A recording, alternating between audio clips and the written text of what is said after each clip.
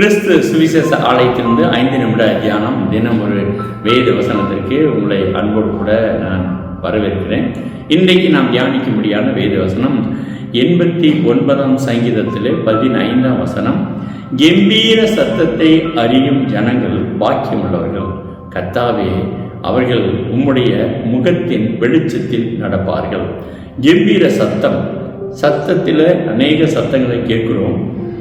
அந்த கம்பீர சத்தம் கர்த்தருடைய பிரசன்னத்தில் இருந்து வருவது, அந்த கர்த்தருடைய சன்னிதானத்திலே நாம் எழுப்பக்கூடிய சத்தம் கம்பீர சத்தம். ஆமென்.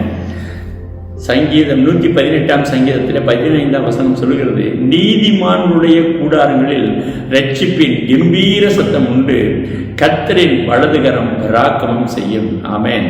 நீதிமான்கள் கர்த்தரை முழு மனதோடு ஆராதிக்கிற போது, துதிக்கிற பொழுது, அந்த சத்தம் எந்த விதமான இடையூறுகளும் இல்லாதபடி வருகிறதாய் காணப்படுகிறதுனாலே நீதிமானுடைய சத்தம் கம்பீர சத்தமாய் இருக்கும். 95ஆம் சங்கீதம் 1ஆம் வசனம் சொல்லுகிறது, கர்த்தரை கம்பீரமாய் பாடி நம்முடைய இரட்சண்ய கண்மலையை சங்கீதனம் பண்ண கடவும் பாருங்கள். ஆமென்.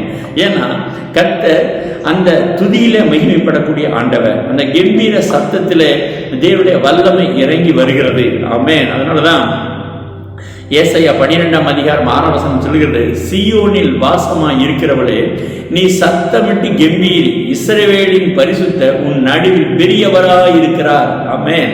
அவரை கம்பீரமாய் பாடி துதிக்கிற பொழுது இந்த உலகத்தினுடைய எந்த காரியமும் நம்மை மேற்கொள்ள முடியாது, நம்மை அடிமைப்படுத்த முடியாது. எனவே நாம் கர்த்தரை துதிக்கின்ற துதியினாலே அவரை நாம் உயர்த்தும் பொழுது தேவன கர்த்தர் பெரிய காரியங்களை செய்கிறவராய் இருக்கிறார். நம்ம கர்த்தர் அதற்காகத்தான் நம்மை உண்டு பண்ணி இருக்கிறார். நம்மை துதிக்கிற ஜனங்களாகத்தான் கர்த்தர் உண்டாக்கி இருக்கிறார். எனவே நம்முடைய உள்ளத்தின் ஆழத்திலிருந்து எந்த விதமான தங்கு தடைகளும் இல்லாமல் கர்த்தரை நாம் துதிக்க வேண்டும். எந்த விதமான கபடும் இல்லாமல் கர்த்தரை துதிக்க வேண்டும். எந்த விதமான எதிர்பார்ப்பும் இல்லாமல் கர்த்தரை நாம் துதிக்க வேண்டும். வெளிப்படுத்தல் 11ஆம் அதிகாரம் 15ஆம் வசனம் சொல்லுகிறது, 7ஆம் தூதன் எக்காலம் ஊதினான், அப்பொழுது உலகத்தின் ராஜ்யங்கள் நம்முடைய கர்த்தருக்கும் அவருடைய கிறிஸ்துவுக்கும் உரிய ராஜ்யங்களும் ஆயின. அவர் சதா காலங்களிலும் ராஜ்யபாரம் பண்ணுவார் என்னும் கம்பீர சத்தம் வானத்தில் உண்டாயிற்று. தேவன் ஒருவரே கம்பீர சத்தத்துக்கு உரியவராய் இருக்கிறார். எனவே அந்த கம்பீர சத்தம் வானிலிருந்து உண்டாகக்கூடிய நாள் சீக்கிரமாய் வரப்போகிறது. அந்த நாட்களுக்காய் நாம் ஆயத்தமாக வேண்டும். எக்கால சத்தம் கேட்கும். இந்த எக்கால சத்தம் கேட்கிற போது நாம் அவருடைய ராஜ்யத்துக்கு உரியவர்களாய் மாற்றப்பட வேண்டிய நேரம். அந்த எக்கால சத்தம் கேட்கிற போது தேவன் நம்மை மறுரூபப்படுத்தி அவர் தம்மோடு கூட அவர் அழைத்து கொண்டு போய்விடுவார். சங்கீதம் 44ஆம் சங்கீதத்தில் 3ஆம் வசனம் சொல்லுகிறது, அவர்கள் தங்கள் பட்டயத்தால் தேசத்தை கட்டிக்கொள்ளவில்லை, அவர்கள் புயமும் அவர்களை ரட்சிக்கவில்லை. நீர் அவர்கள் மேல் பிரியமாயிருந்தபடியால் உம்முடைய வலது கரமும் உம்முடைய புயமும் உம்முடைய முகத்தின் பிரகாசமும் அவர்களை ரட்சித்தது.